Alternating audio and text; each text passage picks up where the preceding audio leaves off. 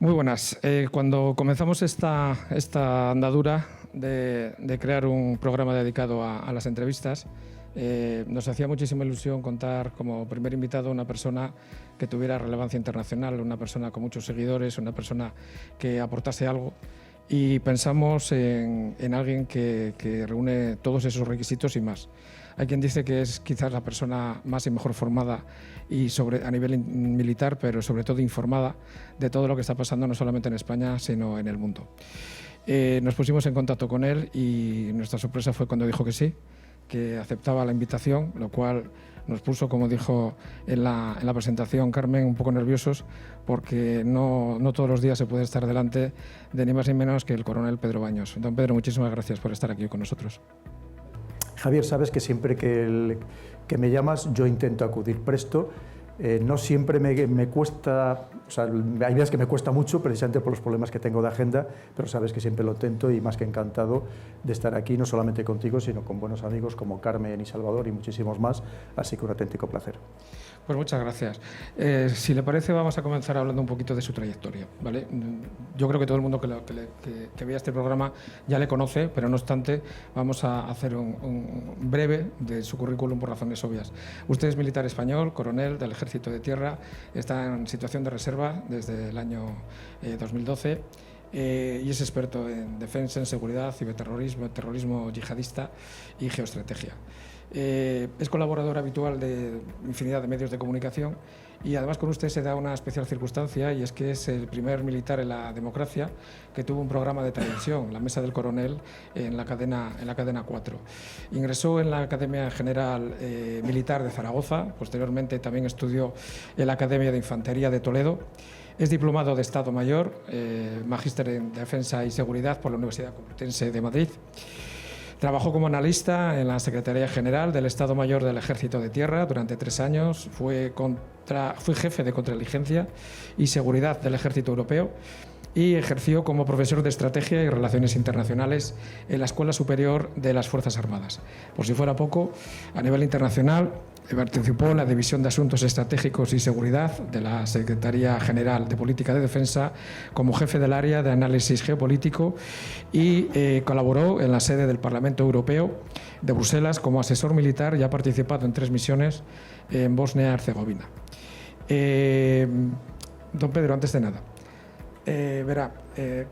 nos tiene usted un poco preocupados porque cuando se inicia el conflicto de Ucrania, usted voluntariamente, o por lo menos eso fue lo que se dijo, se alejó de los medios de comunicación, dijo que no quería hacer de momento ninguna manifestación pública y incluso se desactivó de algunas redes sociales. Sobre esto se ha generado, pues en fin, imagínese usted, ¿no? Todo el mundo habla y además como es gratis. Pues bien, ¿qué es lo que ocurrió realmente, Pedro? Pues mira, como militar estamos acostumbrados a todo y preparados para todo, ¿no? Pero cuando eso empieza a afectar ya no solamente a tu persona, sino también a tu familia, a tu entorno, pues efectivamente llegó un momento que dije, mira, no merece la pena seguir intentando dar mi opinión, que evidentemente puedo estar tan equivocado como prácticamente todos o todos los demás, pero no merecía la pena.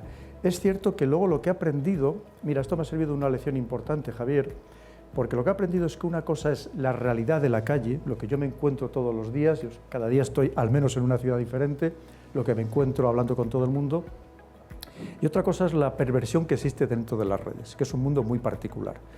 Es cierto, yo tengo ahí, pues no sé, media docena de haters, que es constante, pongas lo que pongas, digas lo que digas, tienen que sacarte algo, pero también hay que saber pasar de ellos, ¿no? Es decir, y yo he aprendido eso. Yo ahora lo que hago es que no les presto ni la más mínima atención, no es que tampoco nunca les hubiera prestado demasiada atención, entre otras cosas, porque yo era plenamente consciente de que si tú contestas, lo que estás haciendo es aumentar la bola de nieve, le estás dando relevancia, que en algunos casos son personas que no tienen 0 seguidores o tienen poquísimos seguidores, y simplemente lo que haces es darle, como digo, que es darles a conocer, ¿no? Y eso yo creo que hoy en día absolutamente nadie está exento de esta persecución en las redes sociales de personas, la inmensísima mayoría, por no decir todas, anónimas, evidentemente, y por lo tanto yo creo que tenemos que saber vivir también o convivir con ellos, porque una cosa es, una vez más, lo que te encuentras en las redes y otra cosa es la realidad de la calle, pues el afecto que te encuentras o la atención que te prestan las personas en distintos lugares, ¿no? Por ejemplo, como el fin de semana pasado, por ejemplo, en la Feria del Libro. Claro, ¿qué sucede con las redes sociales? Que es verdad que hay que estar, tampoco podemos permitir que lleven a cabo la estrategia, lo que se llama de la disuasión de estar, es decir, que a base de acosarte consigan que tú te vayas de las redes sociales, es otra lección que también he aprendido, no lo podemos permitir. Creo que todos tenemos derecho a expresarnos, precisamente para eso se supone que se crearon las redes sociales, para eso se supone que seguimos viviendo en libertad y en democracia, y tenemos que ser capaces de aguantar también esas críticas procedentes de lo que hablamos, de personas anónimas, de cuentas que muchos son bots, que son haters y que tampoco merece la pena prestarles ninguna atención.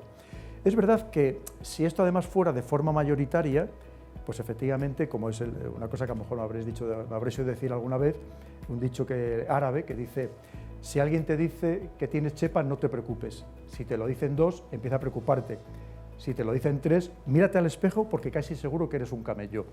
Pero claro, si de 100 personas hay 2 o 3 que son los que ya sabes además que sistemáticamente, una vez más, y digas lo que digas, te van a atacar o te van a sacar con alguna historia, pues es mejor no prestarles atención. Y además, a pesar de todo, Javier, y con esto ya concluyo este tema, yo me siento un verdadero privilegiado. Yo sigo a muchas personas y cualquier persona que tenga mediana de relevancia mediática o política, ya no digo si ahora tiene gran relevancia mediática y política, el ataque es sistemático. O sea, de cada 100 comentarios, 99 o 95 son para atacarle. Lo mismo, diga lo que diga. Si van a dar dinero, porque van a dar dinero. Si no van a dar dinero, porque no van a dar dinero. Si van a hacer no sé qué, porque lo van a hacer. Si no lo van a hacer, porque no lo van a hacer sistemáticamente. Y en mi caso concreto, las personas que me atacan todavía hoy por hoy siguen siendo minoría, con lo cual, efectivamente, de momento voy a seguir sin mirarme al espejo, no sé que algún día descubra que soy un camello. Usted es noticia normalmente por todo lo que dice en redes sociales, en los medios de comunicación, y además sus opiniones son seguidas por centenares de miles de seguidores. Pero últimamente también lo es porque ha publicado un libro, El poder, un estratega Leo Maquiavelo, que ha sido un éxito en la reciente Feria del Libro de Madrid y que está teniendo un ritmo de ventas impresionantes. ¿Ilusionado con el nuevo libro? Pues sí, mira, además doblemente porque es una editorial nueva que acaba de nacer. El libro lleva Rosa Merón, efectivamente, que acaba de nacer. El editor amigo me pidió que le escribiera el primer libro, con lo cual él está encantado del éxito que está teniendo, evidentemente, porque ninguno lo esperábamos, ni mucho menos, pensando el gran volumen de libros que se editan todos los días en España, que es enorme, verdaderamente impresiona, y tampoco él lo esperaba. Y además, alguien me dijo hace poco, que dice que encima ser un libro que abre una editorial es también, en cierto modo, un hito histórico, ¿no? Con lo cual, pues estoy doblemente agradecido, primero porque hayan contado conmigo y efectivamente por el éxito que está teniendo entre los lectores. Claro, ha coincidido también, como me pasó en cierto modo con los libros anteriores, cuando empezó aquí hace 7 años a hablarse de geopolítica, que entonces prácticamente nadie empleaba esa palabra, porque había llegado Trump al poder, entonces estaba llegando, había una convulsión mundial. Y ahora ha sucedido un poco también pues, con todo este movimiento, también no solo geopolítico, sino hasta de política interna, ¿no? Con lo cual es que el libro ha encajado perfectamente, parecía que estaba escrito profeso para la situación actual, y eso yo creo que también ha beneficiado al éxito que está teniendo. Yo sobre este libro, que me lo he leído, decirle, no a usted, lógicamente, usted lo sabrá, si no sabe se lo digo, sino a cualquiera que vaya a ver este programa, que es un libro que hay un antes y un después de leerlo. Y le digo el por qué. Porque muchas cosas que están pasando ahora, yo después de leer este libro las empiezo a entender. Porque es que antes no se entienden. Entonces, este libro que yo creo que con el tiempo se va... no sé si llegará a ser el de Sun Tzu, El arte de la guerra, no lo sé, hace 2500 años. Pero sí que es cierto que es un libro que habla muy claro de cosas muy complejas. Y un lenguaje muy fácil, que se entiende, lo cual es difícil hoy en día, ¿no?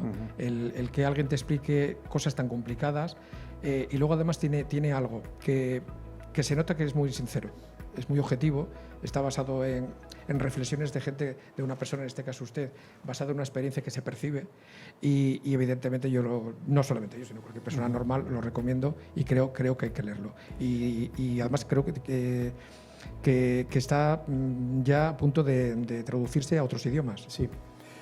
Ahora mismo va por la 5ª edición, con lo cual también es un éxito, una vez más, dada lo poco libros se publican muchos, pero que tampoco se vende tanto, ni muchísimo menos como se debería vender, ¿no?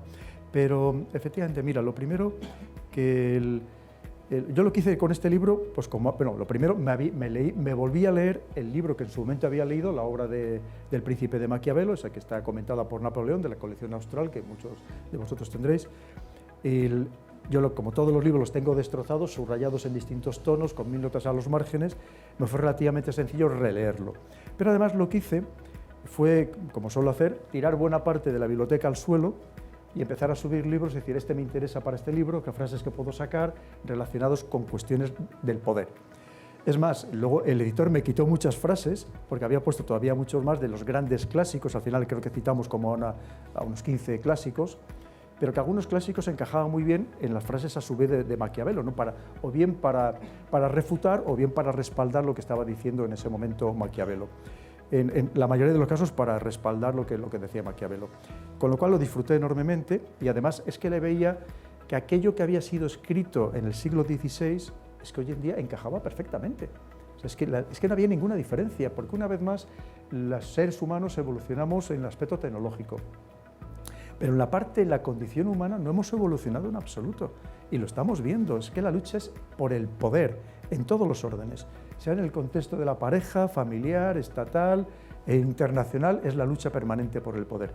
Nuestras ambiciones, nuestras emociones, nuestros sentimientos, nuestras pasiones, nuestros pecados capitales, como ponía el primer libro, Así se domina el mundo, son los que siguen marcando la pauta de todas nuestras actuaciones, absolutamente. Y es lo que reflejo en el libro, que a pesar de los siglos que han pasado, es que sigue aplicándose lo mismo. Incluso en algunos casos, me atrevo a decir, peor, porque creo que si en algunos momentos o con algunos hechos puntuales, si ahora mismo Maquiavelo levantara la cabeza, quedaría absolutamente escandalizado. No tengamos ninguna duda, porque Maquiavelo también nos habla de cómo debe ser el líder prudente, el líder bueno, el líder que de verdad se debe preocupar por su pueblo, que no debe esquilmar a su pueblo, que debe garantizar el honor de su pueblo. Y en cambio en algunos casos vemos que está dejando casi de ser así. Por supuesto Maquiavelo no nos habla de democracia, ni muchísimo menos, pero sí nos habla de ese líder prudente, que quizás sería la palabra, que debería ser el que todos los ciudadanos, todas las sociedades tendríamos derecho a tener, al margen de que vivamos en democracia o no. Vamos a entrar en materia, si le parece. Las piezas del tablero internacional de la geopolítica están cambiando, ¿vale? Eso creo que es obvio, que todo el mundo es consciente. Pero pocas personas como usted lo han detallado un punto de inflexión muy importante, y usted lo detalla en el prólogo de un libro, El cubo del líder, de Salvador Molina y Javier Hernando. En ese prólogo usted hace mención de la edición editorial Colima, me parece que es. Usted hace mención a una circunstancia que se produce, creo que fue en enero del 2017, en Davos, en el cual un líder mundial sube a un atril y deja estupefacto a todo el mundo, porque aparte de que es el presidente del país más poblado del mundo, es también el secretario general del partido chino con más afiliados del mundo, que es Xi Jinping, el cual deja atónitos cuando dice que la globalización él la quiere liderar y el libre comercio. Y bueno, dice esa famosa frase de que es glorioso enriquecerse, creo que es así, ¿no? Vamos a ver, ¿usted cree que el tradicional mundo occidental, un poco soberbio, ha sabido gestionar este desafío? Mira, Javier, verás, yo creo que todavía no somos plenamente conscientes de que estamos viviendo un hito histórico. Estamos en un momento histórico muy particular. Estas tendencias que, fíjate, estamos hablando del año 2017, que se venían manifestando desde hace años, todo lo que está ocurriendo a día de hoy, lo que viene es precisamente a completar la materialización de esas tendencias. ¿Y cuál es esa tendencia? A un cambio absoluto de paradigma geopolítico, efectivamente, en el que el poder de que hasta ahora había estado en unas manos prácticamente exclusivas de un mundo occidental, que llamamos mundo occidental, liderado por Estados Unidos, está cambiando.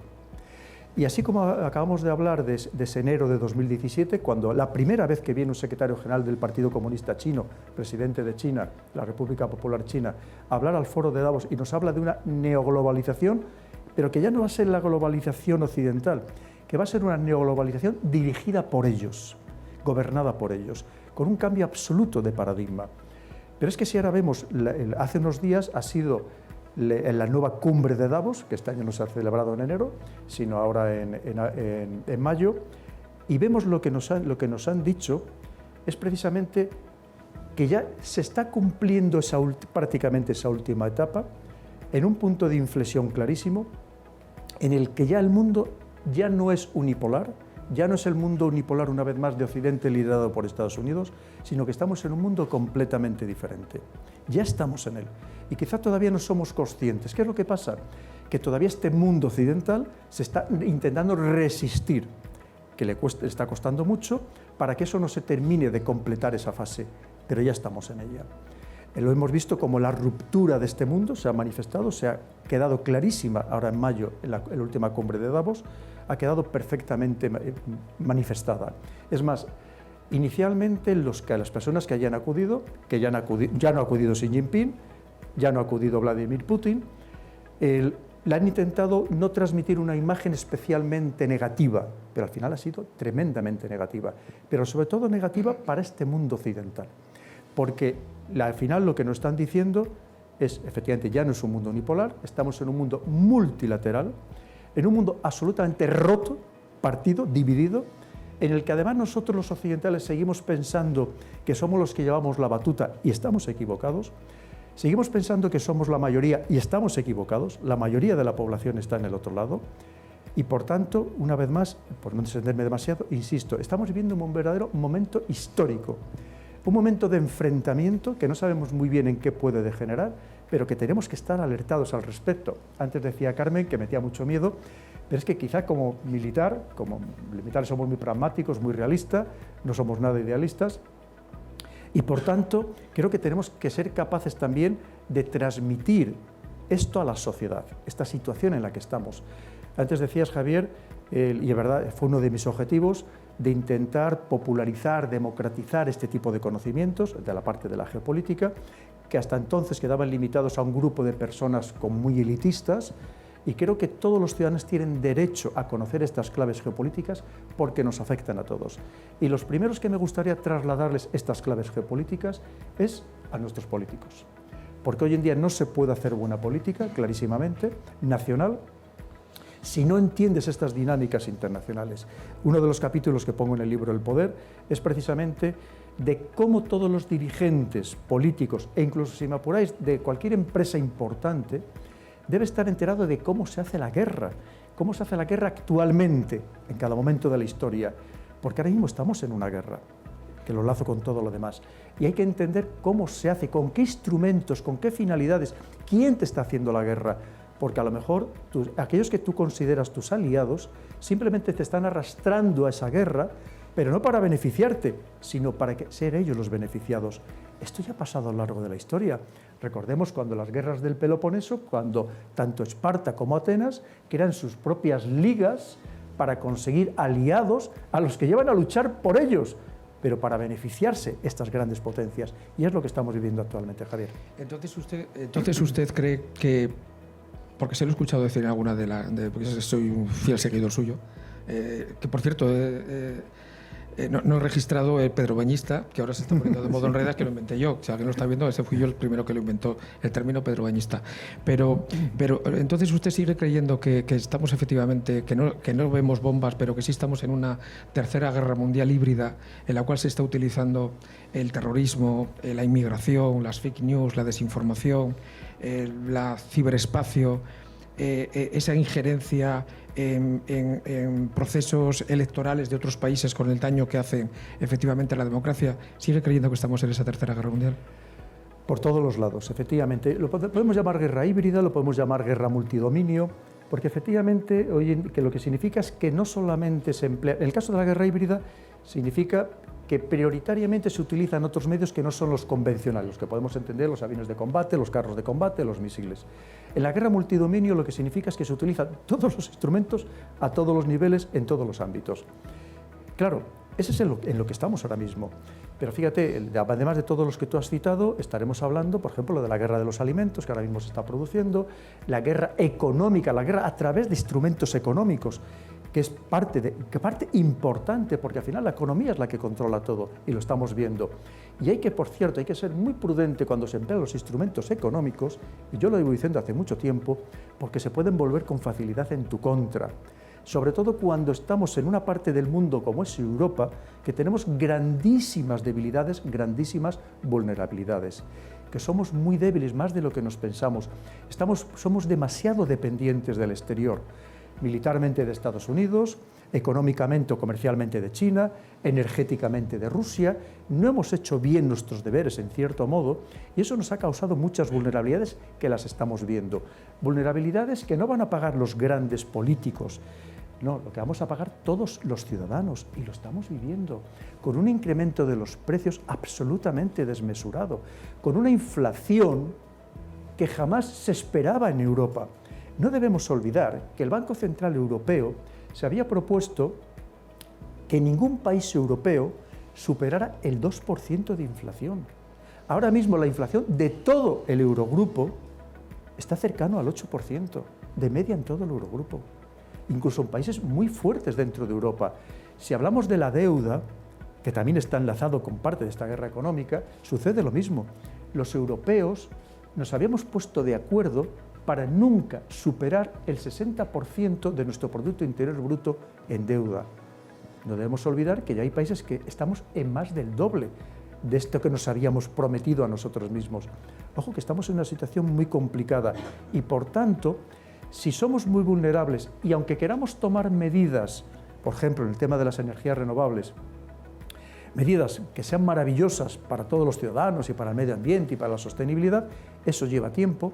Y no solamente eso, sino que buena parte de los recursos, empezando por los minerales estratégicos, que necesitamos para avanzar en este campo, tampoco los tenemos nosotros. También somos dependientes del exterior. La tecnología puntera que necesitamos para este ámbito, también somos dependientes del exterior. Y por tanto tenemos que ser muy cuidadosos con las medidas que adoptamos, porque una vez más se pueden volver en nuestra contra. Y no sabemos a lo mejor por qué. Sobre todo pueblos que somos muy generosos, que somos demasiado quijotes en las relaciones internacionales y no sabemos en realidad a quién puede beneficiar las medidas que estamos adoptando, pero que en cualquier caso pueden perjudicar a nuestro propio pueblo. Luego vamos a hablar de algo que ha hablado usted, del tema de los recursos. Pero ahora que nombra la tecnología, creo recordar en alguna ocasión haberle escuchado que usted decía que si en algún momento hubiera una guerra mundial de las grandes potencias tecnológicas, muy probablemente los vencedores que no contarían con ello serían los países menos desarrollados. No lo entiendo muy bien. Sí. ¿Qué sucede? Que cuanto más avanzada es una civilización o un país, evidentemente más dependientes de la tecnología. Si, por ejemplo, hablamos del ciberespacio, incluso abriendo a todo el espectro electromagnético, somos terriblemente dependientes, lo estamos viendo. Esto se va a emitir en el ciberespacio, por tanto somos muy dependientes. Hay que pensar que todos nuestros servicios críticos, sea la distribución de agua, de electricidad, de lo que sea, también depende del ciberespacio. Y por lo tanto, al estar tan avanzados, somos más vulnerables a estos ataques que pueden interrumpir completamente la vida tal y como la entendemos. Es decir, que nos puede significar un grave riesgo para nuestra seguridad nacional. Curiosamente, hay países menos avanzados que no lo van a sufrir de la misma manera. Aunque debo decir una cosa, hay países, por ejemplo en África, que están dando un salto, que han saltado, digamos, superando etapas intermedias. Y, por ejemplo, hay países que están utilizando casi de modo masivo el dinero digital. Es decir, que están saltando, o por ejemplo, los móviles inteligentes. Han quemado muchas etapas que a nosotros nos ha llevado más años el cumplirlas. Y también, en cierto modo, se pueden convertir en vulnerables precisamente ante los ataques realizados en este espectro electromagnético, para hacerlo en un ámbito más amplio. Pero sí, efectivamente, muchas veces el ser demasiado evolucionados lo que hace es que somos más vulnerables, entre otras cosas porque nuestras sociedades se acostumbran a consumir, más que consumen en otras partes del mundo, somos más materialistas, entramos en los procesos que, por cierto, le costó a casi todos los imperios el decrecer, el perder su capacidad como imperio, que es en las fases de la acomodación de la sociedad. Hacernos mucho más acomodaticios, más materialistas, más nihilistas, y eso también estamos en esa fase. Y por tanto, es un poco lo clásico de los bárbaros que vienen y se hacen con el control de sociedades que están mucho más reblandecidas. Y nosotros estamos en esa fase de reblandecimiento, que no se nos olvide. Vamos a seguir, si le parece, con el tema de la tecnología. Vamos a hacer referencia al acrónimo GAFAM, ¿vale? Google, Amazon, Facebook, Apple y Microsoft. Solamente Apple en el año 2020 facturó $1 billón. El año pasado 2 billones de millones de dólares, y según leí preparando esta entrevista, creo que no se descarta que este año pueda llegar a los 3 billones de millones de dólares. Solamente una. ¿Usted no considera que es demasiada concentración de poder en tan pocas manos? Mira, lo primero debemos decir que efectivamente a las GAFAM les ha salido un competidor muy importante, que es China, con todas sus empresas que están replicando esas GAFAM, que serían las BATs, terminado en X, a los que tenemos que añadir Huawei, porque en realidad se están replicando. Y claro, aquí nosotros decimos, es que aquí estas empresas occidentales, estadounidenses, dan servicio a muchos usuarios, pero las chinas también dan servicio a miles de millones de usuarios, ¿no? Que tampoco lo debemos olvidar, porque es parte también de la pelea tecnológica. Pero mira, yo sigo pensando que a pesar de todo, es cierto que tiene mucho poder, pero que a pesar de todo el sistema westfaliano, el sistema del poder estatal, para mí sigue vigente. Lo estamos viendo que cuando un país, un Estado, un gobierno, quiere acabar con cualquier tipo de estas empresas, si quiere, tiene capacidad para ello. Mira, piensa que un Estado tiene las fuerzas policiales, el sistema judicial, los servicios de inteligencia, la diplomacia. Puede ser muy lento, puede ser muy torpe, puede tener una burocracia que no sea la más eficaz del mundo, pero al final es como una apisonadora, y cuando quiere, lo vemos, el sistema judicial, pues al final puede, aunque pasen muchos años, puede acabar con una persona. Lo hemos visto como cuando el Congreso estadounidense ha querido, ha llevado a declarar a alguno de los presidentes de estas empresas. Es decir, cuando lo ha empezado a considerar en cierto modo una amenaza. ¿Qué sucedió con Rusia? Rusia, desde 1991, quedó en manos de una serie de oligarcas, que todavía algunos siguen existiendo, depredaron completamente el país, se llevaron el dinero que obtenían de los recursos naturales del país al exterior, básicamente a la City de Londres, como todos sabemos. Pero claro, llega Putin y cuando dice, me da igual los miles de millones que tengan, algunos tuvieron que huir del país y a otros les encarceló. Una vez más, se pone en marcha todo este sistema, esta apisonadora estatal. Por tanto, yo creo que si un Estado quiere, hay muchas maneras de acabar con personas, se le pueden crear problemas, y más hoy en día, en fin, con todo el sistema existente. O simplemente buscarle algún pequeño fallo que todo el mundo puede tener precisamente para acabar con él, ¿no? Yo sigo pensando que ese sistema westfaliano, como te decía, creo que para mí sigue primando. Y además tú piensas que son empresas que hoy pueden ganar mucho, mañana dejarlo de ganar, salir un competidor o crearle un nuevo competidor, y de repente algo que era tan sumamente fabuloso desaparece. ¿Qué le está pasando ahora mismo a Elon Musk? Sí. Es decir, que parecíamos, porque además una cosa es saber, o como nos decían de Elon Musk, tiene una fortuna de tantos cientos de miles de millones, pero una cosa es tener ese dinero en bienes inmuebles, o decir, el dinero inmovilizado, y otra cosa es tenerlo en cash, en dinero para decir, toma, 40.000 millones, que cuando quiso comprar Twitter resulta que no los tenía. Tuvo que vender acciones de Tesla, tuvo que pedir dinero a alguno de los principales bancos o entidades bancarias estadounidenses, que se habló muy poco de ello, que en realidad iban a ser las que en cierto modo iban a controlar Twitter. Quiero decir que una cosa es lo que aparentemente se tenga y otra cosa es lo que se tiene para poner encima de la mesa en un momento determinado. De hecho, el otro día se estaba planteando todavía si finalmente se iba a hacer la compra. Que no se sabe. Sí, hay muchos comentarios. Dice que por un lado que no le falta razón, y lo hemos comentado antes, que buena parte de los usuarios de Twitter son bots o son trolls, sí. Es decir, que no son cuentas reales, ¿no?, de personas. Y eso no le falta ninguna razón. Otra cosa es que lo utilice también como argumento para bajar el precio o bajar el precio de las acciones y comprarlo de una manera más favorable. Hemos hablado de la información, vamos a hablar ahora, si le parece, de la desinformación, de las fake news. Hay quien las cataloga como incluso un peligro para la propia democracia.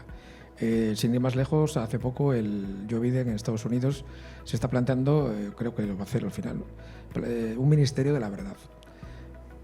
Esto desde fuera asusta un poco, porque claro, si uno repasa George Orwell de 1984, vamos camino de una distopía en la que nos controlen totalmente, porque ¿quién va a decir quién es verdad y quién no es verdad? Claro.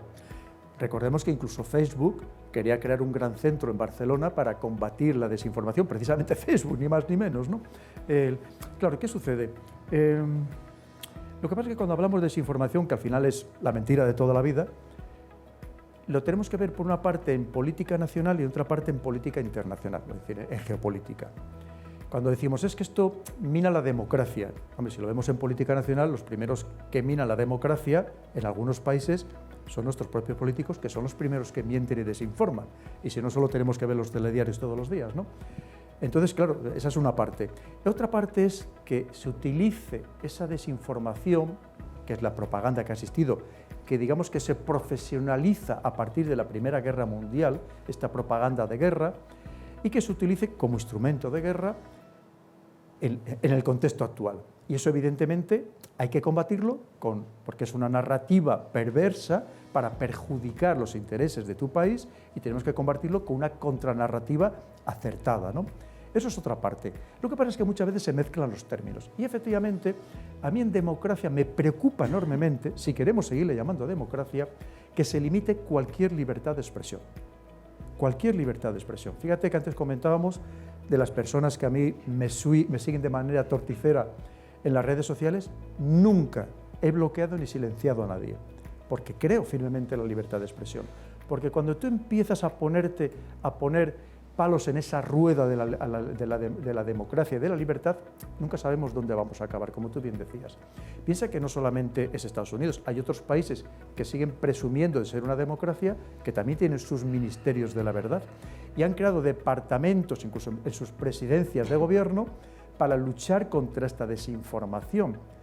Claro, a mí me preocupa porque yo no sé, o ese departamentos o son todos suicidas, o se van a quedar pronto sin trabajo, porque solamente con que vean la desinformación que hacen sus propios dirigentes políticos, pues ya tendría bastante labor. Pero efectivamente, recordemos lo que está haciendo la Comisión Europea, las normativas que quiere sacar, incluso de imponer penas de cárcel a todos aquellos que considere que están, digamos, lanzando información que pueda perjudicar a los intereses de la Unión Europea. Primero habría que definir cuáles son esos intereses de la Unión Europea.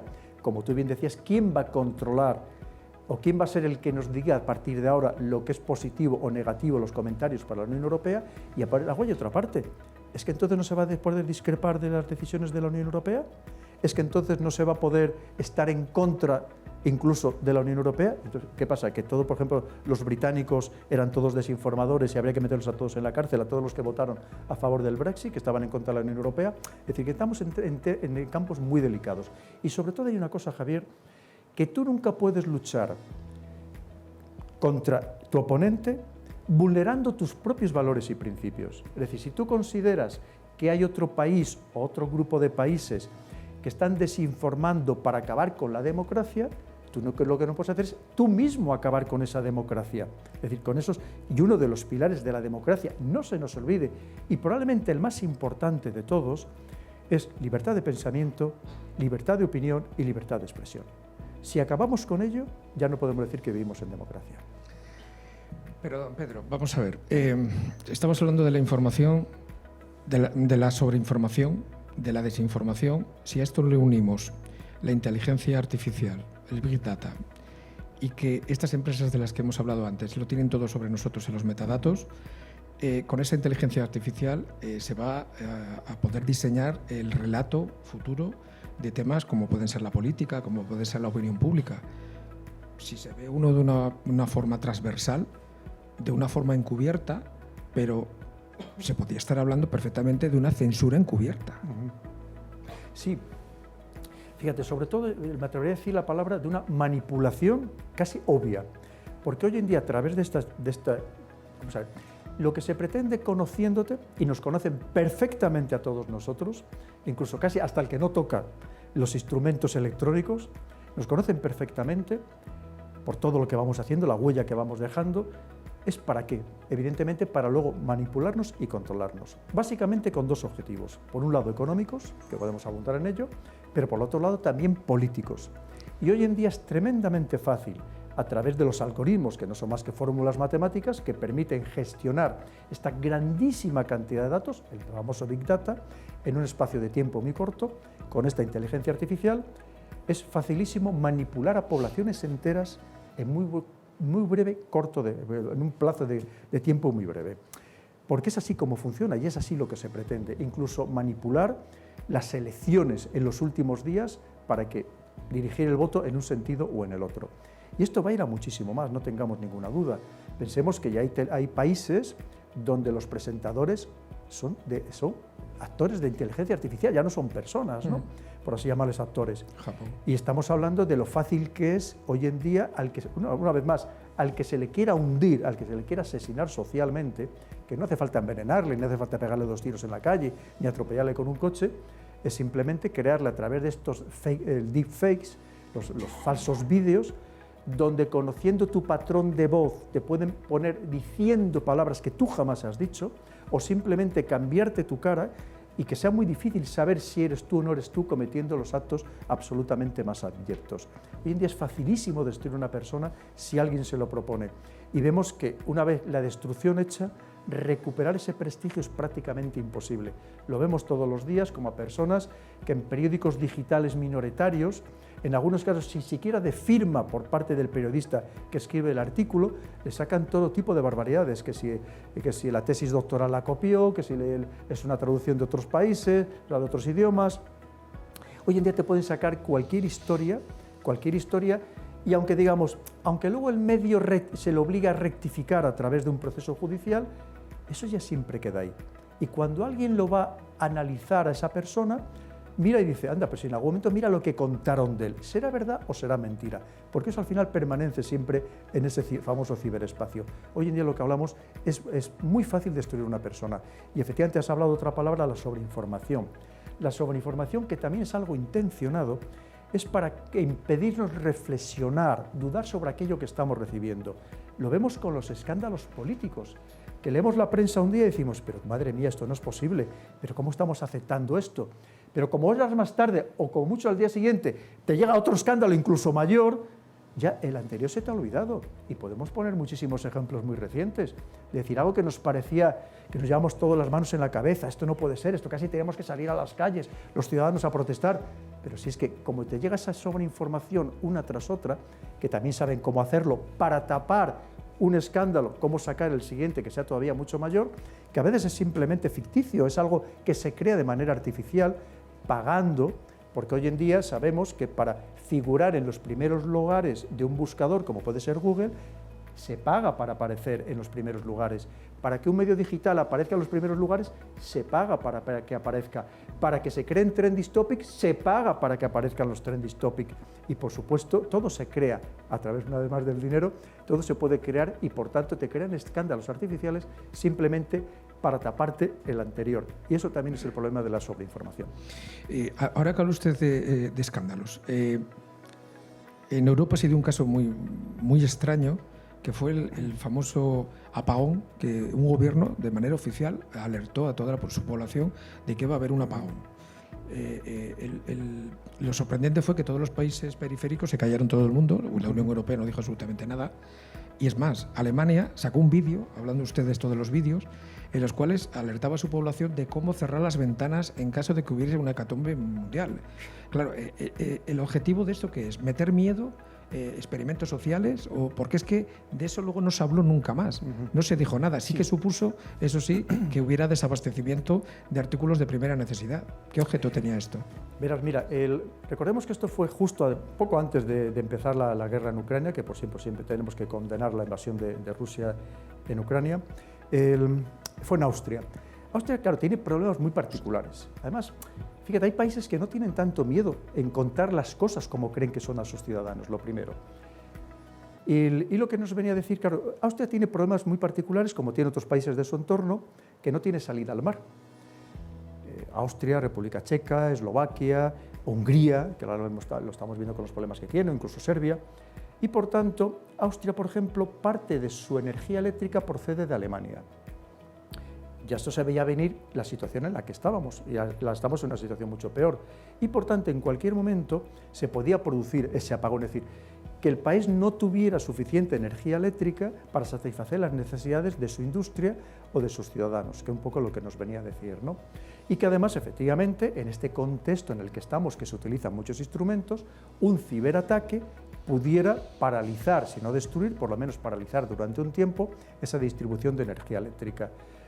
Aquello tampoco, a mí no me parece tan descabellado, es algo que también tenemos que tener previsto, porque una vez más esa vulnerabilidad que tenemos los países más avanzados, que hoy en día no es difícil el interrumpir la distribución de energía eléctrica. Hay muchas maneras, no solo a través de un ciberataque, no solo a través de un ataque que sería cinético, es decir, lanzar un misil contra una gran central, por ejemplo, eléctrica, sino, por ejemplo, lanzar lo que se llaman las bombas de grafito, que lo que hacen son bombas que se explosionan en el aire, dispersan unos filamentos minúsculos de grafito, se depositan sobre las centrales eléctricas y las utilizan por lo menos durante un tiempo hasta que se puede limpiar, esos filamentos de grafito se pueden limpiar de sus terminales eléctricas. Es decir, hay muchas maneras de que esto pueda suceder y a mí no me parece nada descabellado que es una medida más de un país prudente que dice, oye, que esto nos puede pasar y por lo tanto, oye, ciudadano, que no te pasa nada por tener 15 días de alimentos no perecederos en tu casa,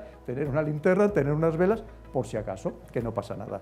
Porque es un poco en el juego en el que estamos y que esto, fíjate, en el contexto actual, tampoco es descabellado que puede llegar a pasar. ¿Qué está haciendo Alemania? Fíjate, Alemania, que ha dicho, como este invierno, porque claro, aquí cuando decimos, el gas de momento lo vamos a seguir consumiendo de Rusia porque no podemos prescindir de él, porque prescindir de él en su totalidad significaría un incremento notabilísimo del precio y aún así no garantizamos que tuviéramos tanto gas como tendríamos hasta ahora. Y podría dar datos exactos, por ejemplo, del significado de los Nord Stream 1 o Nord Stream 2 para Alemania. En el caso, por ejemplo, del petróleo, que decimos, sí, bueno, parcialmente vamos a dejar de comprar petróleo, solo el que venga por mar, no el que venga por el oleoducto terrestre, porque Hungría, por ejemplo, lo sigue necesitando como país que no tiene salida al mar, pero hemos dicho, sí, pero para finales de año, pues acaso vamos a acumular petróleo, que oye, los primeros meses del invierno, que en algunos países de Europa son muy duros, que no es España, afortunadamente para nosotros, dice, veremos a ver qué hacemos. ¿Y qué dice Alemania? Por si acaso no tengo energía suficiente, además de alertar a los ciudadanos de que esto nos puede pasar, que dice, le voy a dar 500 euros a cada alemán que se quiera ir a invernar a España. Que es, oye, a nosotros nos viene fenomenal, ¿no? Que nos vamos a convertir, oye, pues en el geriátrico de Europa, pero que bienvenido sea, por supuesto. Ahora que ha nombrado usted el gas, tenemos que estar preocupados a raíz de lo que ha pasado ayer y antes de ayer, de lo que se está hablando con el tema este de Gazprom y demás. ¿Tenemos que estar preocupados para el invierno que viene con el tema del gas en Europa? Tenemos que estar muy preocupados. Vamos a ver, una vez más, hay que pensar que de momento se le va a seguir comprando gas a Rusia, es lo que he comentado antes, tenemos una gran dependencia energética de Rusia, Alemania tenía un 60%, Italia un 40%, en su conjunto toda la Unión Europea piensa que tenemos en su conjunto un 40% de dependencia de la energía de Rusia, procedente de Rusia, y además pensar que aunque nos pueda venir ese gas licuado procedente de Estados Unidos o de otros lugares y se incremente la producción, como puede ser Qatar, el problema es que ese gas licuado que nos va a llegar va a ser mucho más caro. Aunque en origen fuera más barato, todo el proceso que significa, y si quieres te lo detallo, todo el proceso que significa incrementa al menos un 40 o un 50% mínimo el coste del gas. Y además pensando que el 75% de todo el gas del mundo lo consume Asia, donde ahora mismo es el motor del mundo, y no solamente China, estamos hablando de India o de países terriblemente dependientes de energía, que carecen de energía, como puede ser Taiwán, Corea del Sur o Japón. ¿Qué significa? Que encima ellos van a intentar comprar ese gas a toda costa, incluso incrementando los precios. Por lo tanto, nos debe preocupar y bastante. Y además, en el caso concreto de España, que como nos hemos indispuesto con Argelia, veremos a ver si Argelia nos sigue suministrando gas y a qué precio. Sobre todo porque Italia lo que ha hecho es que ya ha negociado con Argelia triplicar el gas que actualmente le estaba llegando y que en cierto modo va en detrimento del gas que nos puede llegar a nosotros. Y tenemos una situación muy compleja y tenemos que ser conscientes de ello. Si eso lo enlazamos con todo el tema de los alimentos, los cereales, del grano, que en algunos países también era muy importante, si lo enlazamos con otros productos, digamos, subsidiarios, como pueden ser, por ejemplo, los fosfatos, que también dependían en buena parte de Rusia o también incluso del gas, evidentemente pues estamos en una situación, como digo, que le debemos prestar muchísima atención. Una cosa es lo que nos quieran contar o ser mensajes positivos, que en algunos casos hoy tampoco está mal, para tranquilizar a las poblaciones, pero que son mensajes que en algunos casos son demasiado optimistas cuando no son claramente falsos. Entonces, don Pedro, ¿cree usted que cuando hablamos de productos de primera necesidad, es posible que haya un desabastecimiento a nivel mundial de algunos fundamentales? Le digo esto porque creo que fue hace 7 días, Estados Unidos hizo público que tenían escasez de leche para niños. Y estamos hablando de Estados Unidos. Sí, correcto. ¿Es para preocuparse? A nivel mundial ya lo es, ya hay desabastecimiento. Hay que pensar que en algunos países donde además el pan es un producto de absoluta primera necesidad, en Europa ya no lo es, afortunadamente, pero en algunos países es la base de la subsistencia y se ha incrementado el precio del pan más de un 70%. Pero es que en algunos casos ni siquiera tienen ya para hacer ese pan. Ojo, y no se nos debe olvidar que las revoluciones las crea el hambre. Revoluciones que pueden afectar no solamente a muchos países, a cientos de millones de personas, sino que repercutir en toda la estabilidad mundial. Si a eso le unimos, por ejemplo, el caso de India, que era el segundo mayor exportador de grano del mundo, pero que ha tenido por un problema climático, con temperaturas de casi 50 grados, ha tenido una cosecha absolutamente nefasta y ha prohibido exportar ni un solo grano, y no solamente eso, sino que va a importar todo lo que pueda, entre otras cosas procedente de Rusia, que a Rusia es todo lo contrario. Se prevé que va a tener la segunda mejor cosecha de toda su historia, la mejor fue en el 2019, y concretamente de trigo la mejor cosecha de toda su historia. Pero no nos la va a vender a los países que considera enemigos, a esta cuarentena de países que considera enemigos, se la va a vender a esa otra parte del mundo que está deseando además comprarle, no solamente es India, sino también hablaríamos de China. Entonces, cuando el Programa de Alimentos Mundial, dependiente de la ONU, habla de que es posible una hambruna mundial sin precedentes, ¿hay que escucharlo? Estamos hablando de cientos de millones de personas que ya están pasando hambre y que pueden pasar muchísimas más cientos de millones de personas. También en África, ahora mismo por la situación climática, la falta de aguas, el exceso, la elevación de temperaturas, la situación es absolutamente catastrófica, prácticamente en todo el Cuerno de África. No es algo inhabitual, pero se estima que en algunas zonas es la mayor falta de cosechas en 30 o 50 años. Y estamos hablando de que al final es que es la supervivencia. Ya no estamos hablando de nuestros datos, no estamos hablando del petróleo, no, estamos hablando de comer, Javier. Estamos hablando de sobrevivir todos los días. Esto evidentemente va a tener consecuencias muy importantes, entre otras cosas porque va a ser un factor, obviamente, de impulsor de la inmigración. Cuando una persona está muriendo, como nosotros haríamos, vamos a intentar todavía ir a donde todavía se pueda comer. Es decir, estamos en un contexto que se están juntando muchísimas circunstancias, como probablemente nunca se habían juntado, porque podíamos hablar, no solamente eso, había una palabra maldita que no se quería emplear bajo ningún concepto en esta cumbre pasada de Davos que hemos comentado en mayo, que era la palabra recesión. Desde 1850, nunca había habido tantos países en el mundo en recesión como ahora. Fíjate lo que te acabo de comentar, Javier. Pero hemos hablado de la inflación, que se puede convertir rapidísimamente en esta-inflación. Estamos hablando de la subida de los tipos de interés, que como estábamos hablando de que ha estado a 0,5 negativo. Se le está dando la vuelta muy rápidamente. Simplemente con que subiera a un 2 o un 3% de interés, habría personas que en este contexto de incremento más que notable de los productos más básicos, y cualquiera que no esté viendo lo sabe, solo tiene que ir al mercado y ver lo que costaban hace poco y lo que están costando ahora, simplemente es que no va a poder comprar ni esos productos básicos. Ahora mismo, por ejemplo, todo lo que es el envasado de los alimentos, el cristal, el latón, el plástico o hasta el cartón ondulado, están subiendo de media entre un 30 y un 50%. En algunos casos los envasadores no quieren transmitir este exceso de precio al consumidor, pero lo que están haciendo es una pequeña trampa de meter menos cantidad en los mismos envases, para que aquella parte psicológica de que nos parezca que han subido tanto los precios. Pero ahora mismo la situación es tremendamente complicada en todos los órdenes. Están juntando muchas circunstancias que hacen que, sobre todo, una vez más, aquellos que somos más vulnerables, ojo, es verdad que hay países que son mucho más vulnerables que nosotros y donde las hambrunas van a causar efectos mucho más dramáticos.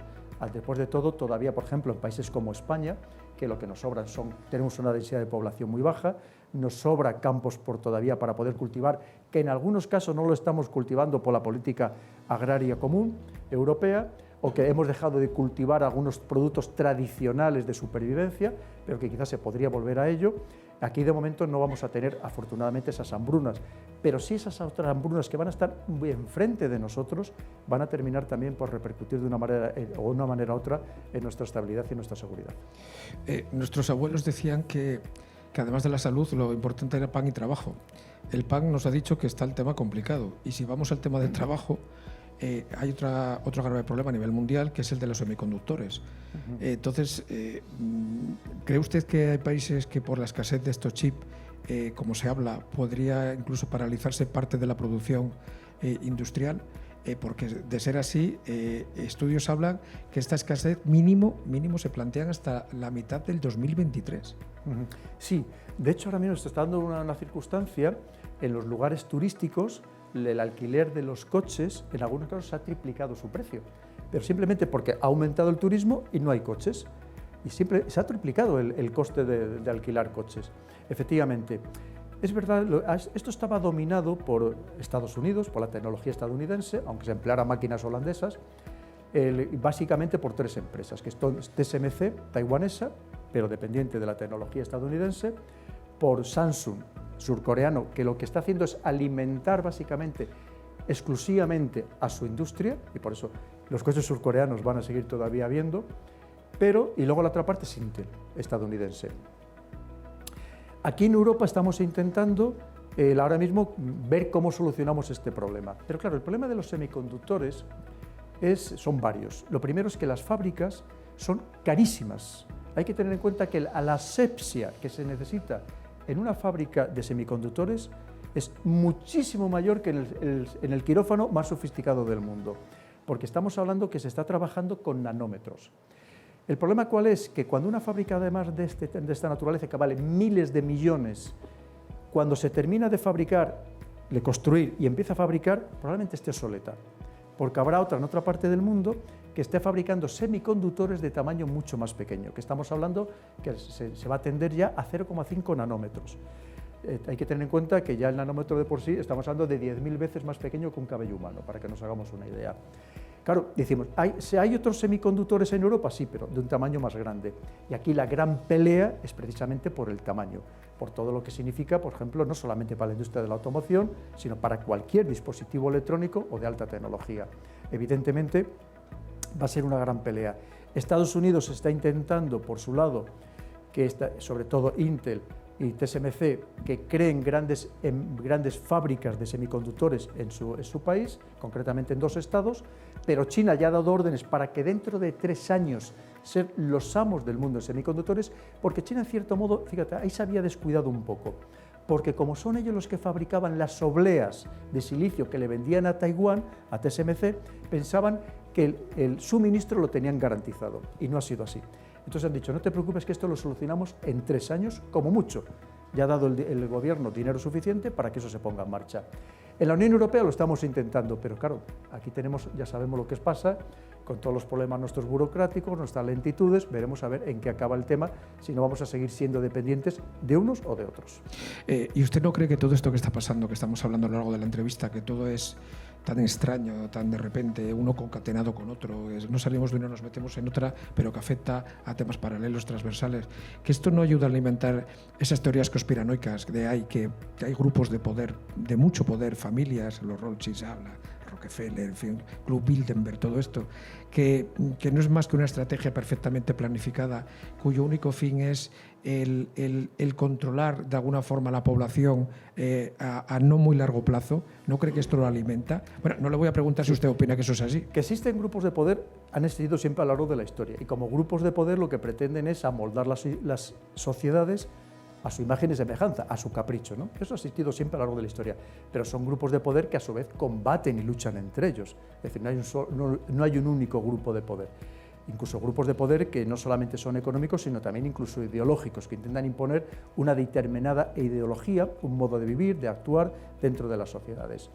Pero luego lo que estamos viendo sobre todo, es una vez más, es ese cambio de paradigma geopolítico que comentábamos al principio de la entrevista, en el que no es ni más ni menos que replicar lo que ha pasado a lo largo de la historia. No es ni más ni menos. Otra cosa es que estos grupos de poder o algunos estados aprovechen estas circunstancias para estrechar el control sobre los ciudadanos. No solamente el control, sino la manipulación de los ciudadanos. Y lo estamos viendo como poco a poco cada vez nos van recortando más estas libertades o nos van imponiendo restricciones que ya pasó a partir de 2001 con los atentados del 11 de septiembre y que se han quedado con nosotros. Ha pasado con la pandemia exactamente igual y hay algunas medidas que a mí me siguen chocando y que veo todos los días como estoy viajando por ahí, que digo, pero ¿por qué seguimos con esta medida si ya no estamos en el mismo contexto ni muchísimo menos? Porque probablemente será muy difícil desprenderse de ellas. Pero eso ya te digo, yo creo que, o por lo menos pienso, no tengo información suficiente como para decirte que esto es algo que se, digamos, articulado o organizado, planificado de una manera determinada por un determinado grupo de poder. Porque estos grupos de poder, como te digo, a su vez están enfrentados entre ellos y en algunos casos absolutamente a muerte. Por un lado serían los globalistas ultraliberales, por otro lado serían los que van tendiendo más a sistemas más nacionalistas, incluso casi autárquicos, que están en contra de esta globalización, los neoconservadores, en fin, hay muchos grupos, por no hablar de la geopolítica de las religiones, que también es un tema muy interesante. Dentro de esta teoría del NOM, del nuevo orden mundial del que se habla, se decía que un apartado que estaban buscando era el de crear una moneda paralela, de momento, que estuviera alejada del poder y de control de los bancos centrales de los países, y se habló que era la criptomoneda, que con el tiempo sería una forma de pago, ¿no? Sin embargo, últimamente con el tema de las criptomonedas hay una problemática que ha saltado a la arena política ya, ¿no? Hay gente que se ha arruinado, una volatilidad terrible, gente que... ¿Suicidios? Sí, suicidios.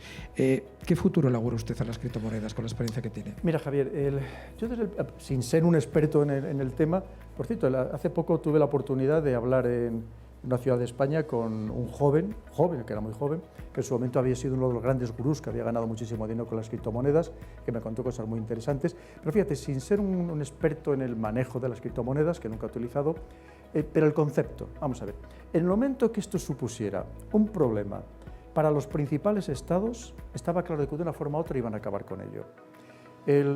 China inmediatamente, que lo vio como una amenaza, porque además China lo que pretende es que lo que impere sea su moneda soberana digital, es decir, el yuan digital, también basado en el blockchain. ¿Sabes que lo que hizo fue prohibir las criptomonedas?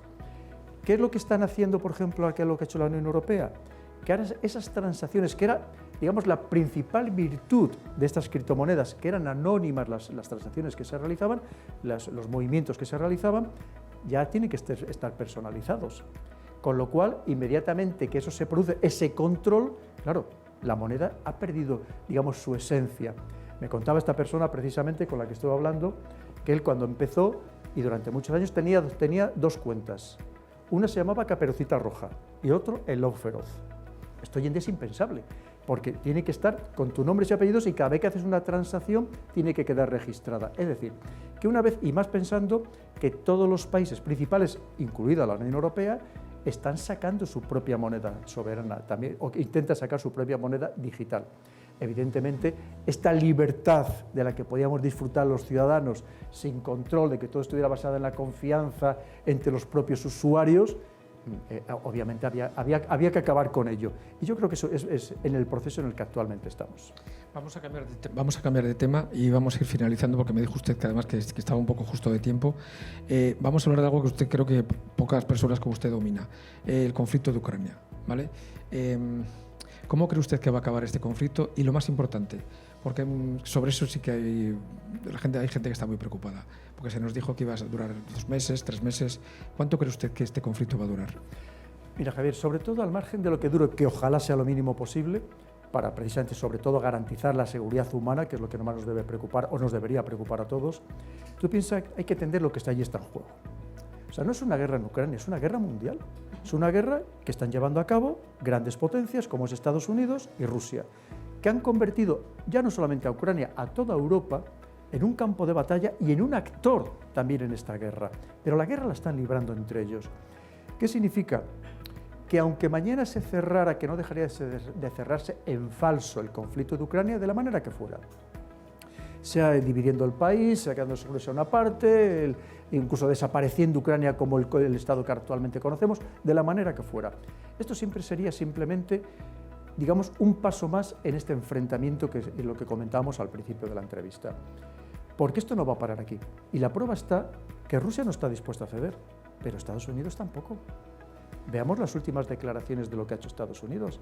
Estados Unidos, que sabe que no puede perder esta guerra, porque si pierde esta guerra, lo que va a hacer es que prácticamente sea el punto de inflexión que marque el declive definitivo de su imperio del que ha disfrutado, especialmente a partir de 1991, cuando desaparece la Unión Soviética, y no lo puede permitir. Recordemos que hace muy pocos días el Senado estadounidense, que ya lo había aprobado el Congreso, aprobó el envío de otros 40.000 millones de dólares a Ucrania, de los cuales el 60% es en armamento, en armamento. Quiero decir, porque no puede perder bajo ningún concepto, y lo que Biden, que se contradice a sí mismo prácticamente de hora en hora, pero cuando dijo que no iba a enviar misiles, incluso de largo alcance, que son sistemas de lanzacohetes que pueden llegar, prácticamente meter en ese cohete prácticamente cualquier cosa, que puede llegar hasta los 500 kilómetros, y dijo, no, pero no lo vamos a mandar directamente, que lo que todo el mundo pensó, dice, bueno, se lo va a mandar indirectamente a Polonia, y Polonia se lo mandará a Ucrania.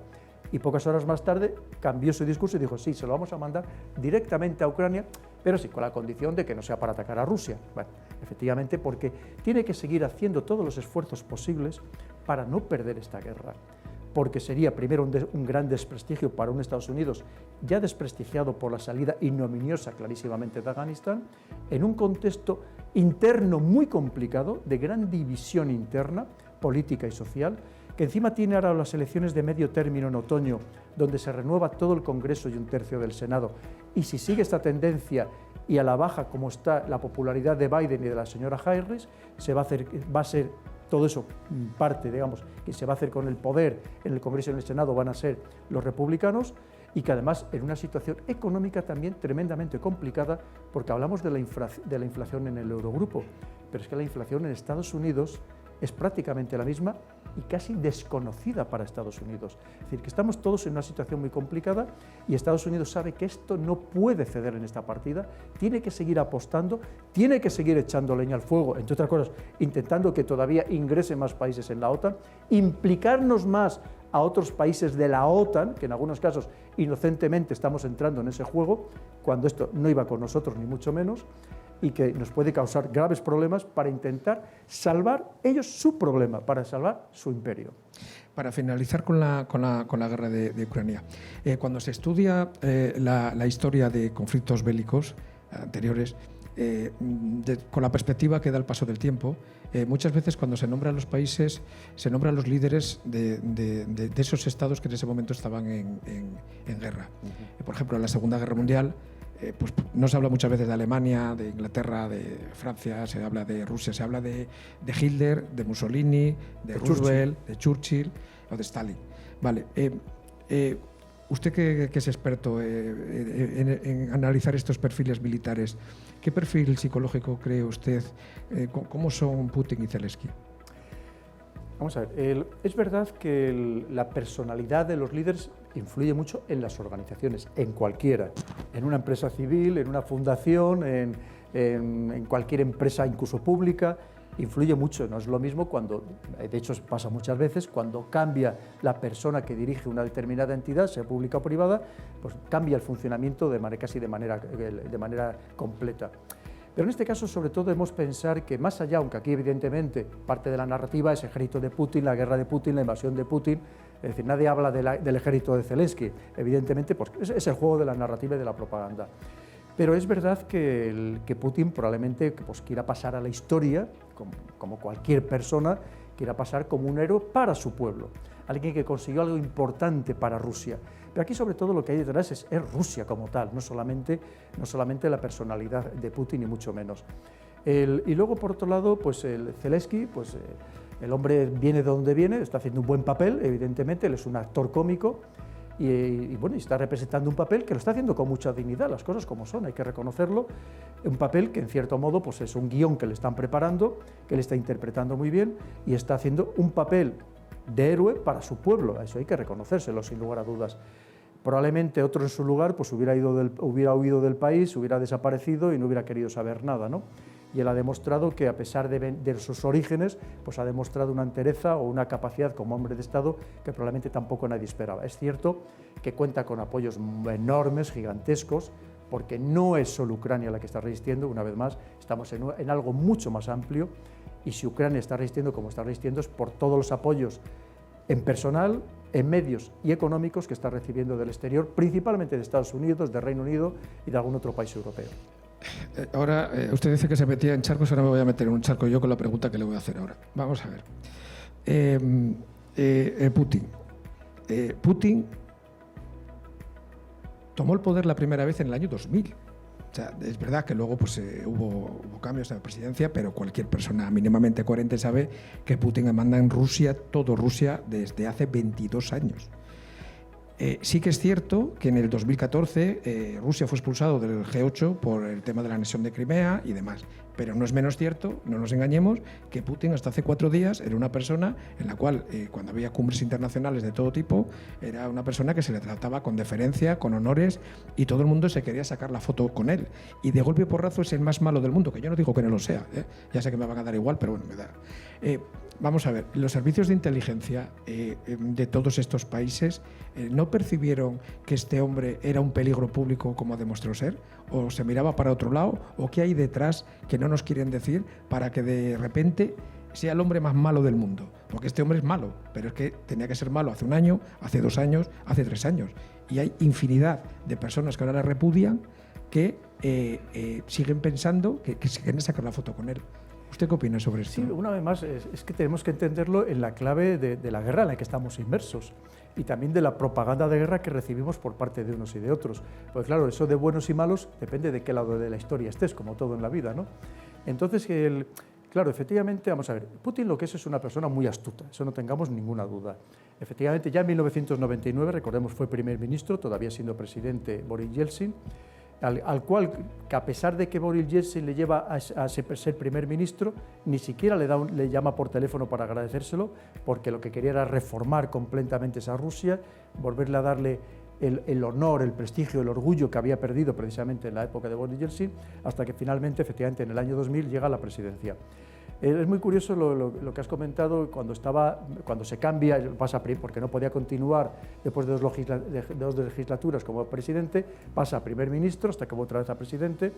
En el tiempo que estuvo Mendeyev, ahí me han contado algún diplomático estando en reuniones con los dos, que Mendeyev no decía nada hasta que miraba a Putin y Putin asentía y le decía poco menos lo que tenía que decir, ¿no? Estaba claro quién es el que mandaba en el país, por supuestísimo. Lo que pasa es que lo que está haciendo Putin es un papel para su país, evidentemente. Nosotros lo podemos entender como queramos, que a él le da exactamente igual, ¿no? Además. Entonces, ¿qué significa? Que él lo que está intentando es aprovechar también un momento de debilidad de Estados Unidos, claramente debilidad, ha aprovechado esa ocasión y ha dicho, ese es nuestro momento y vamos a ver hasta dónde está dispuesto a llegar este Occidente, sabiendo las vulnerabilidades que teníamos en Europa, y lo estamos viendo, que 3 meses después, a pesar de toda la propaganda, es que a la semana ya nos decían que Rusia no tenía combustible, la logística era un desastre, no tenía carros de combate, estaban muriendo no sé cuántos soldados. Pues menos mal. Y han pasado 3 meses, ¿no? Por eso quiero decirte una vez más que tenemos que ser muy cuidadosos con toda la información que recibimos, porque básicamente lo que recibimos es propaganda de guerra. Una vez más, recordemos que estamos en guerra, toda Europa, y lo que recibimos es propaganda de guerra. Entonces, ¿qué significa? Que lo que quiero trasladar es que no es solamente Putin el que está actuando, es Rusia la que está actuando. Es más, incluso mañana, si desapareciera Putin, a lo mejor el que viniera todavía sería muchísimo peor para el resto, ¿no? Porque ese es el concepto de una Rusia que además está mucho más unida con todo lo que está sucediendo y esa rusofobia que se ha extendido por el mundo. Un pueblo que está más unido a sus dirigentes probablemente que nunca, como es propio también de una situación de guerra, como nos pasaría a nosotros, evidentemente, ya que lo vivimos cuando nos invadieron los franceses. Pues entonces, evidentemente, te digo, es mucho más allá que Putin. Estamos hablando de toda una Rusia que son 150 millones de habitantes, el territorio más grande de todo el mundo. Estamos hablando de más de 17 millones de kilómetros cuadrados, 34 veces España, que no somos un país pequeño, ni muchísimo menos, con recursos prácticamente ilimitados. Y aunque aquí digamos, es que no tiene tecnología, no tiene... Cuando se analiza un país, no solamente hay que analizar su poder actual, sino su potencial. Y el potencial que tiene Rusia es muy importante. Piensa que si hablamos de recursos naturales, los tiene prácticamente infinitos, incluso los más importantes, los más estratégicos, y antes hemos comentado lo de la cosecha de grano. Es que si hay un país encima al que le beneficia el cambio climático, encima es a Rusia. O sea, que mientras los demás vamos a sufrir, o van a sufrir muchos países, precisamente por este calentamiento, por este incremento de las temperaturas, es que a Rusia eso encima le beneficia, ¿no? Y por lo tanto, que te digo, sobre todo, pero una vez más, Javier, entender el gran contexto en el que estamos. Un enfrentamiento entre grandes potencias que nos arrastran a los demás a un juego que es suyo, en el que nosotros no pintamos nada más que ser instrumentos precisamente de estas grandes potencias, donde lo que menos les importa es instrumentalizar a países enteros y a poblaciones enteras con tal de conseguir sus ambiciones de poder. Y volvemos otra vez al origen que era el libro, el poder, la lucha por el poder. Y ya para acabar con Putin, vaya como suena, para acabar con Putin. Usted que es una persona que está muy bien informada, ¿qué hay de cierto en esto? De hecho salió un canal de televisión en España, en abierto, lo dijo antes de ayer, ¿qué hay de cierto en esta enfermedad de Putin, si es cierto o no, del cáncer de tiroides, que dicen que tiene? ¿O debemos de considerarlo, como dice usted también, como parte de la propaganda de guerra? Mira, eso a mí me hace mucha gracia cuando dicen, en estas televisiones abiertas que tú dices, que dice, según la inteligencia británica, y ya digo, mira, vamos a ponerlo todo entre comillas, cuanto mínimo, ¿no? Claro, pues una vez más están sacando pues todo tipo de fábulas y dices, pues yo creo que un poco más pachucho parece que está Biden, ¿no? Y nadie nos cuenta aquí cómo está de enfermedad. Es decir, bueno, yo llego a ir también en una de estos telediarios, llegué a oír que el cara le estaban bañando en sangre de ciervo, me parece que era, ¿no? Precisamente para curarle del cáncer. Una vez más, Javier, estamos en guerra, recibimos propaganda de guerra. Y ojo, la propaganda de guerra que nosotros recibimos mayoritariamente no proviene de Rusia ni de China, proviene de nosotros mismos, que no se nos debe olvidar, que es lo que estamos recibiendo y por tanto tenemos que ser muy prudentes con todas las informaciones que ahora mismo nos están intentando trasladar, que en algunos casos, como yo evidentemente he sido cocinero antes que fraile, sé perfectamente cómo se hace y en algunos casos lo hacen hasta de manera burda, pero claro, a base de repetírtelo en una cadena, en la otra y en la otra, con personas que en muchos casos no son expertos, son falsos expertos, pero te los venden como grandes expertos, y repetirlo una y otra vez, te tragas el mensaje perfectamente. El anzuelo está preparado para que nos lo traguemos todos los ciudadanos. Como usted ha sido cocinero antes que fraile y le tenemos aquí, sería algo imperdonable el no preguntarle por algo que si usted no lo sabe, no lo sabe nadie. Le voy a hablar ahora de estos cambios repentinos de estrategia de algunos países con decisiones que cambian el tablero internacional, efecto dominó, y le voy a nombrar dos.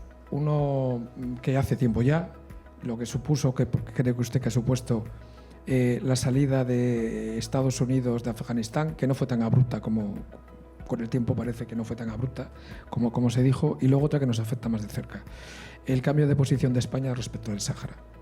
¿Qué opina usted de las dos?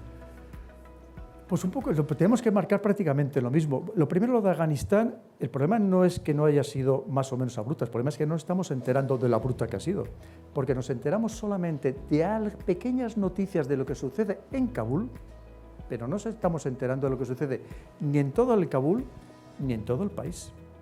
Y la realidad es que hemos abandonado un país a su suerte, y tanto que hablábamos que nos preocupaba la salud social de las mujeres, ya no nos importa si tienen que salir las presentadoras en burka, o si la están lapidando, o si ya no pueden ir a los colegios. Es decir, ya no nos importa, porque como ya no tenemos intereses occidentales en Afganistán, no nos importa en absoluto.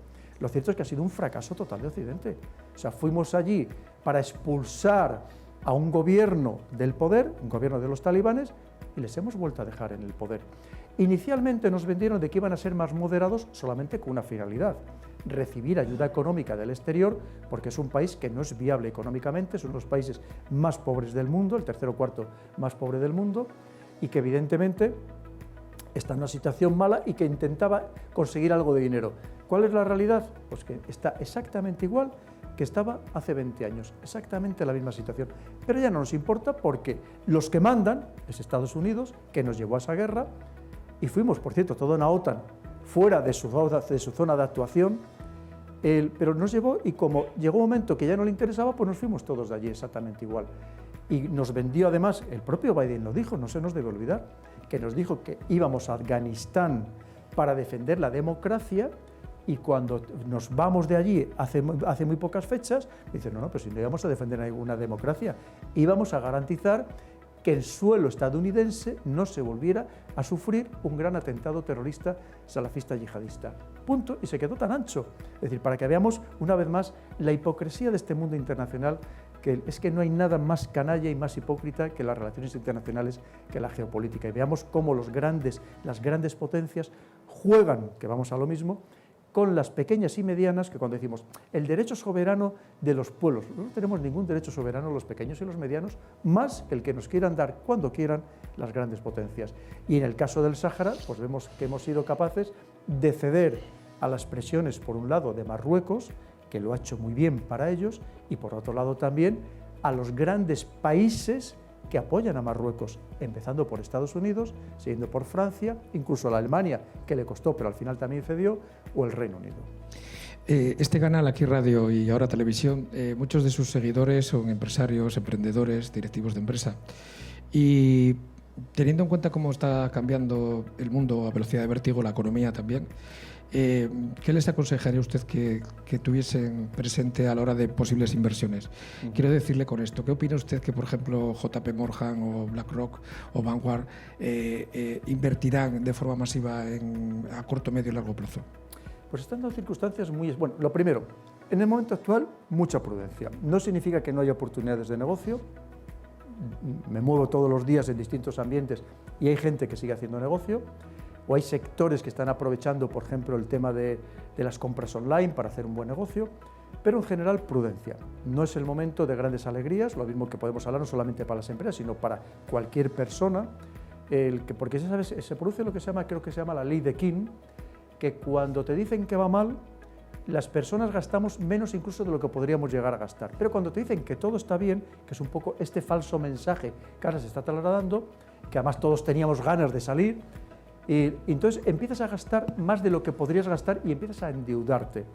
Tú sabes que aparte de la deuda pública, la deuda privada en España, por ejemplo, es muy importante, de empresas y de personas. Entonces, seamos prudentes, que no nos lancemos a la aventura porque no sabemos lo que nos puede venir, porque ahora mismo la incertidumbre es máxima. Y cualquiera que ahora mismo te diga que sabe lo que puede pasar, incluso a muy corto plazo, te puedo garantizar que te está engañando. Porque ahora mismo, insisto, la incertidumbre es máxima.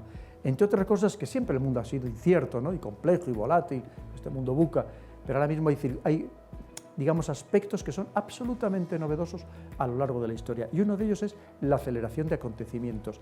Y todo esto que estamos comentando es que esto se puede acelerar de una manera muy rápida. No sabemos en qué va a degenerar todavía el conflicto en Ucrania, que es un conflicto en Europa, como estoy comentando. No sabemos en qué va a degenerar.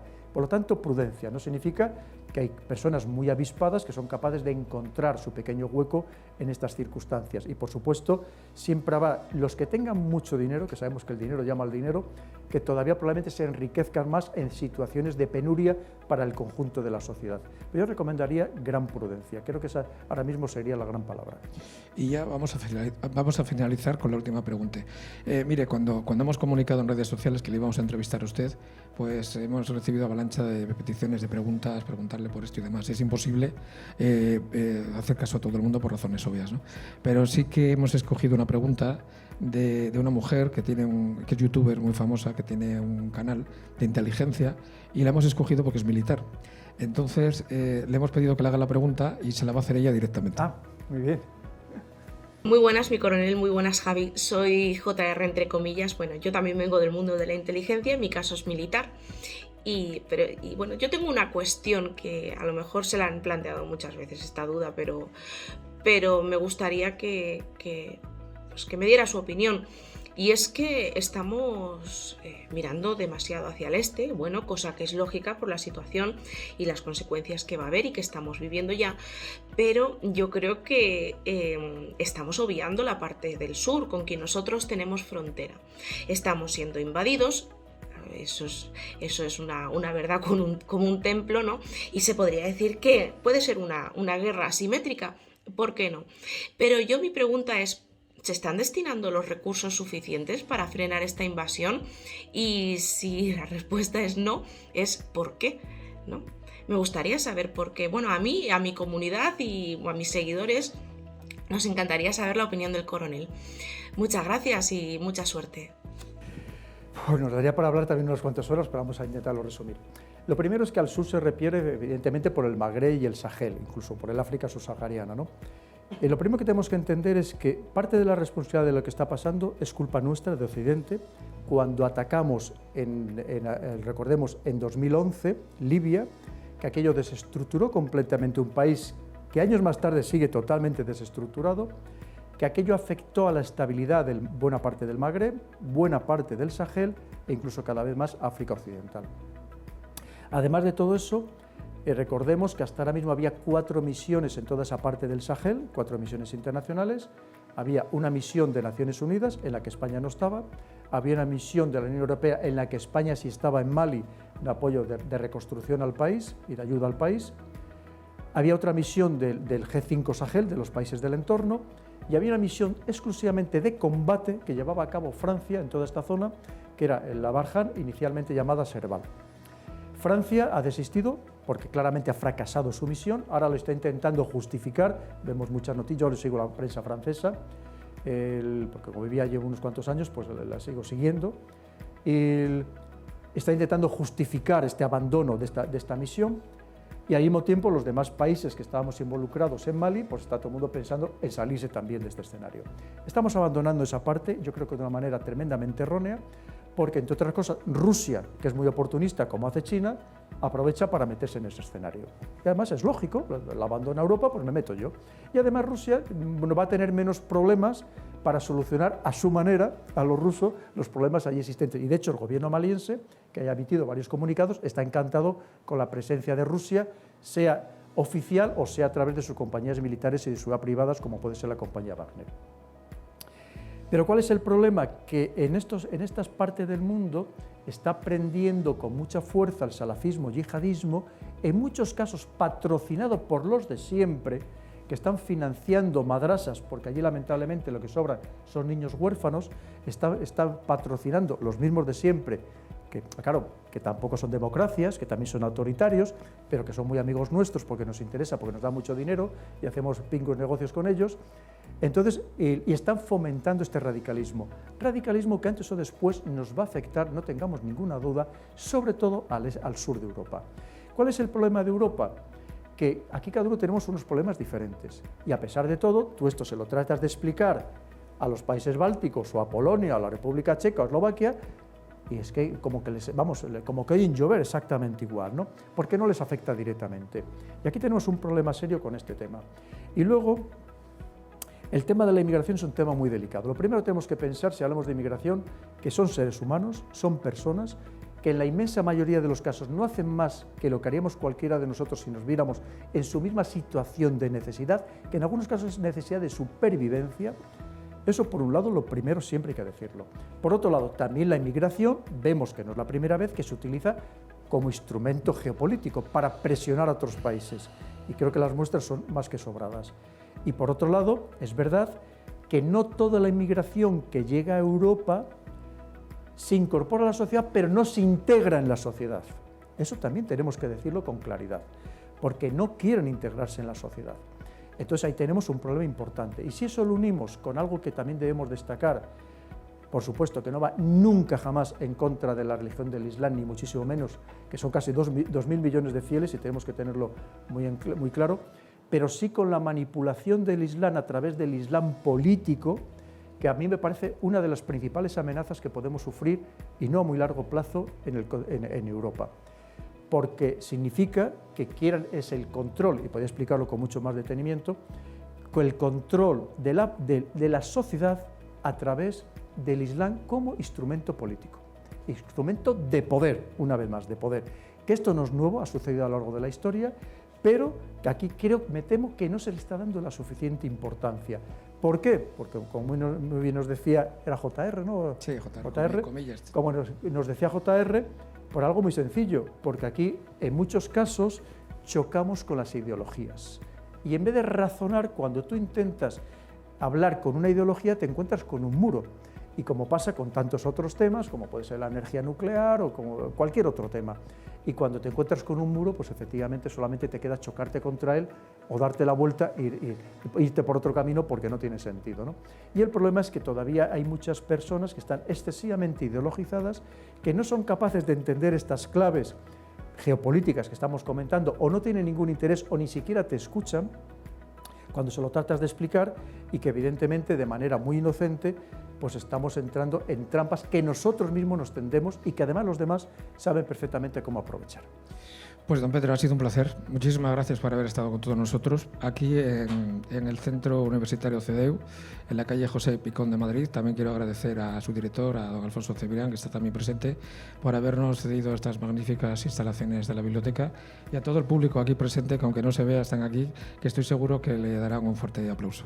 Muchas gracias. Pues hasta aquí hemos llegado en esta entrevista. En lo sucesivo volveremos a hacer lo mismo aquí Radio y Ahora Televisión, en este mismo formato, y lo único que les pedimos es que se suscriban en los enlaces que están aquí. Nos vemos pronto. Hasta pronto.